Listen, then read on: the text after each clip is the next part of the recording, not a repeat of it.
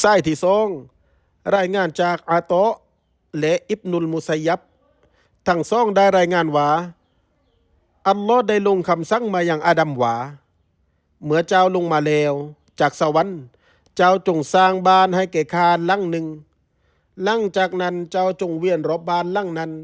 เหมือนที่เจ้าเคยเห็นมาเลกาตเวียนรอบอารัชของข้าซึ่งอยู่บนฟ้า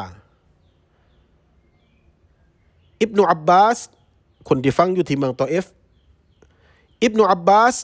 เล่าว่าอาดัมก็ออกเดินทางโดยแผ่นดินได้ย่นระยะทางให้และอัลลอฮ์ทำให้แผ่นดินเป็นที่ราบและเท้าของอาดัมไม่สัมผัสกับสิ่งใดนอกจากว่าสิ่งนั้นจะกลายเป็นสิ่งปลูกสร้างจนกระทั่งอาดัมได้เดินมาถึงสถานที่ตั้งของบัยตุลลอฮ์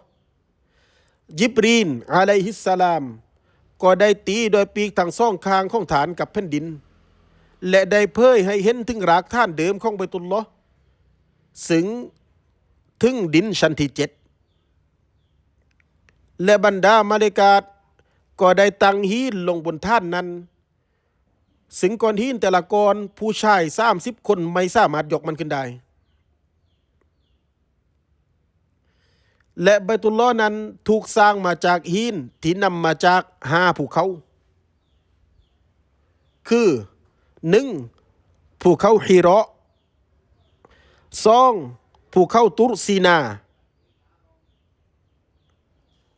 3. ภูเขาลุบนาน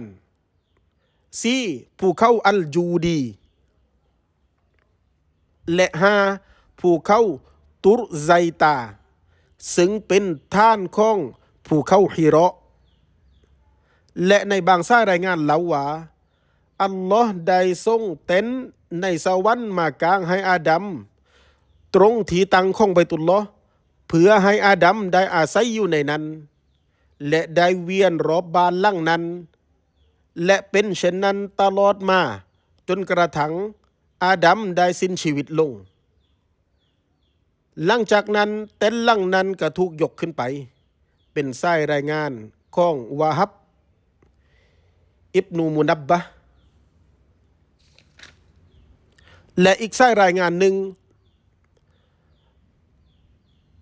อัลลอฮ์ได้ทรงบ้านหลังหนึ่งมาพร้อมกับอาดัม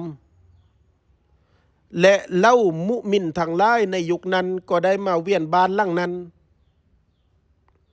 ซึ่งมุมินที่กล่าวมาก็คือบุตรหลานของอาดัมและเป็นอยู่เช่นนั้นจนถึงยุคสมัยน้ำท่วมโลกนั่นคือสมัยของนบีนูห์อะลัยฮิสสลามอัลลอฮ์ได้ยกบ้านหลังนั้นขึ้นสู่ฟ้าอีกครั้งและนั่นคือบัยตุลมะมูรรายงานจากกอตาดะห์อัลฮุไลมีกล่าวว่าตีความตามคำบอกเล่าของกอตาดะห์ได้ว่าบ้านที่อัลลอฮ์ทรงลงมาพร้อมกับอาดัมมีขนาดเท่ากับบัยตุลมะมูรทั้งความสูงความกว้างความยาวฝ้าผนังและหลังคาหลังจากนั้นอาดัมก็ถูกสั่งว่าเจ้าจงสร้างให้เท่ากับบัยตุลมะมูรและอาดัมได้คัดเลือกถีที่เหมาะสมและถีที่เหมาะสมก็คือถีตั้งของบัยตุลลอฮ์จนถึงบัดนี้นั่นเองและอาดัมก็ได้สร้างบัยตุลลอฮ์นั้นและเต็นท์ที่ถูกประทานลงมาเป็นไปได้ว่าถูกประทานลงมาบนถีที่ก่อสร้างบัยตุลลอฮ์และเมื่อมีคำสั่งให้อาดัมสร้างบัยตุลลอฮ์เต็นท์หลังนั้นก็ถูกกางให้อาดัมเพื่อเป็นที่อาศัยของอาดัมหลังจากนั้นจึงถูกยกขึ้นไปบัยตุลมะมูรคือที่ตะวาฟของมาเลกาตและคำบอกเล่าทั้งหมดก็ตรงกันพอดีอันที่จริงแล้วประวัติศาสตร์การสร้างบัยตุลลอฮ์ของอาดัมมีอีกหลายสายรายงานแต่ผู้เขียนเห็นว่าเท่าที่ผู้เขียนนำเสนอผ่านมานั้นได้ครอบคลุมเนื้อหาอย่างสมบูรณ์แล้วจึงไม่จำเป็นที่จะต้องนำเอาสายรายงานอื่นๆมานำเสนออีก และในสายรายงานการสร้างไบตุลลอฮ์โดยนบีอาดัมนี้นั้นท่านนบีศ็อลลัลลอฮุอะลัยฮิวะซัลลัมกล่าวว่าบะอะซัลลอฮุจิบรีลอิลาอาดัมวะฮาววาอะฟะอะมะรหุมาบิบินาอิลกะบะติฟะบะนาฮูอาดัมซุมมะอะมะรบิตตวาฟิบิฮิวะกีลละฮู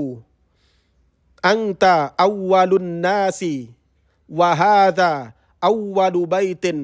วูดิอะลินนาซิอัลลอฮ์ได้ส่งมาเลกาตญิบรีนมาหาอาดัมและฮาววะและญิบรีนได้นำคำสั่งให้ทั้งสองสร้างกะบะห์และอาดัมก็ได้สร้างกะบะห์หลังจากนั้นญิบรีนก็ได้นำคำสั่งให้ทั้งสองตะวาฟกับกะบะห์และเข้ากล่าวกับอาดัมว่าเจ้าเป็นมนุษย์คนแรกและนี่คือบ้านหลังแรกที่ถูกตั้งขึ้นมาเพื่อมนุษย์ทั้งหลายรายงานโดยอัมรอิบนุลอาสและก็นี่คือทั้งหมดที่ได้กล่าวมาเป็นประวัติการสร้างไบตุลลอฮ์